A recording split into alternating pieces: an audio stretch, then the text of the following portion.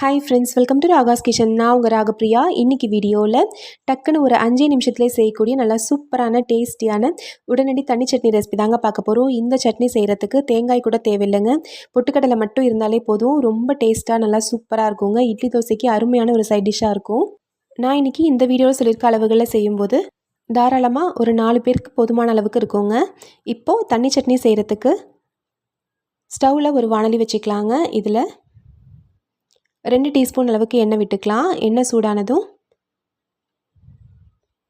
ஒரு 1.5 இன்ச் அளவுக்கு இஞ்சி துண்டை கட் பண்ணி போட்டுக்கலாம். கூடவே ஒரு 4 பல்லு பூண்டு கொஞ்சம் பெருசாக இருக்கனால 2ஆக கட் பண்ணி போட்டிருக்கேன். கூடவே ஒரு 6 காஞ்ச மிளகாயும் சேர்த்து நல்லா வறுத்துக்கோங்க.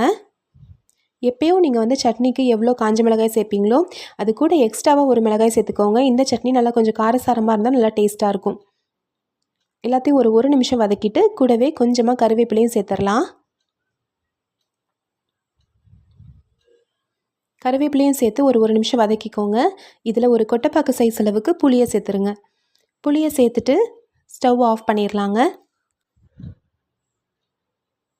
புளியை சேர்த்துட்டு ஒரு தடவை நல்லா வதக்கி விட்டுட்டு ஸ்டவ் ஆஃப் பண்ணிடலாம்.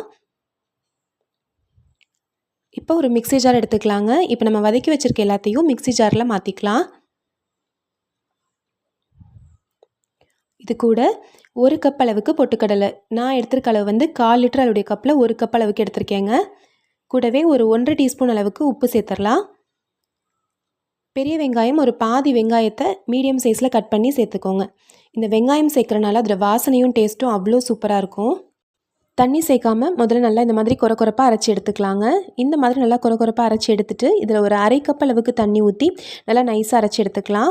பெரிய வெங்காயம் சேர்க்குறதுக்கு பதிலாக நீங்கள் சின்ன வெங்காயம் சேர்க்குறதா இருந்துச்சுன்னா ஒரு 5லேருந்து 6 சின்ன வெங்காயம் கூட சேர்த்துக்கலாம். இப்போ 1/2 கப் அளவுக்கு தண்ணி ஊற்றி பாருங்கள், இந்த அளவுக்கு நல்லா நைஸாக அரைச்சி எடுத்துருங்க. இப்போ ஸ்டவ்வில் வாணலி வச்சுக்கலாங்க. ஒரு 2 டீஸ்பூன் அளவுக்கு எண்ணெய் விட்டுக்கலாம். எண்ணெய் சூடானதும் 1/2 டீஸ்பூன் அளவுக்கு கடுகு, 1/2 டீஸ்பூன் அளவுக்கு உளுத்தம்பருப்பு, 2 காஞ்ச மிளகாய், கொஞ்சமாக கருவேப்பிலை, 2 சிட்டிகை அளவுக்கு பெருங்காயத்தூள் இதெல்லாம் சேர்த்துடலாம். இது தாளிப்புக்காக நம்ம செய்கிறோம். இதெல்லாம் சேர்த்து கொஞ்சம் லேசாக வறுபட்டதும் ஸ்டவ்வை ஆஃப் பண்ணிடுங்க. ஸ்டவ் ஆஃப் பண்ணிவிட்டு இப்போ இதிலையே நம்ம அரைச்சி வச்சுருக்க சட்னியை ஊற்றிடலாம். கூடவே மிக்ஸி ஜாரில் 1 கப் அளவுக்கு தண்ணியை ஊற்றி அந்த தண்ணி இதோட சேர்த்துடலாம். நல்லா 1 கப் அளவுக்கு தண்ணி சேர்த்துக்கலாங்க. இந்த சட்னி தண்ணி சட்னின்றனால கொஞ்சம் நல்லா தண்ணியாக இருக்கணும், அப்போ தான் நல்லா டேஸ்ட்டாக இருக்கும். அருமையான நல்ல வாசனையான நல்லா டேஸ்டான தண்ணி சட்னி ரெடி ஆயிடுச்சுங்க. நீங்களும் இதே மாதிரி ட்ரை பண்ணி பாருங்கள். இட்லி தோசைக்கு நல்லா சூப்பரான ஒரு காம்பினேஷனாக இருக்கும்.